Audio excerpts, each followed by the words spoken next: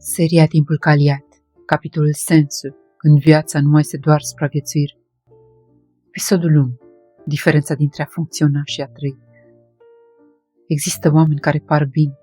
Se trezesc dimineața, își fac treaba, rezolvă, răspund, continuu.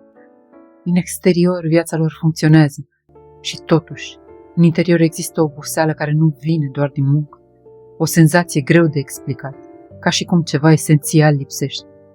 Nu neapărat dramatic, nu suficient cât să oprească viața, dar suficient cât să o golească încet de sens, pentru că există o diferență profundă între a funcționa și a trăi.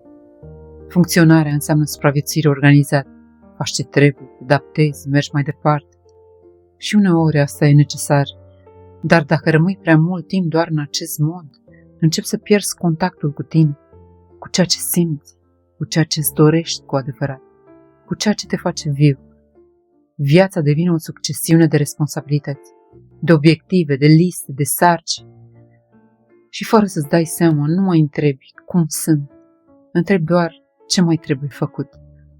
Aici începe deconectarea, pentru că omul poate continua foarte mult timp fără sens, dar nu fără consecințe.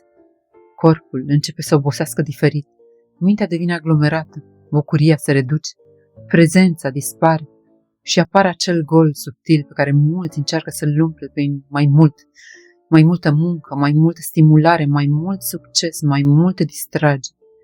Dar problema nu este lipsa de activitate, este lipsa de conexiune cu tine, cu viața, cu experiența directă de a exista. A trăi nu înseamnă doar a continua, înseamnă să participi, să simți că ești aici, că ceea ce faci are sens pentru tine, că viața ta nu este doar eficientă, ci vie. Și poate că unul dintre cele mai triste lucruri este că mulți oameni își dau seama foarte târziu că au fost atât de ocupați să gestioneze viața, încât au uitat să o trăiască.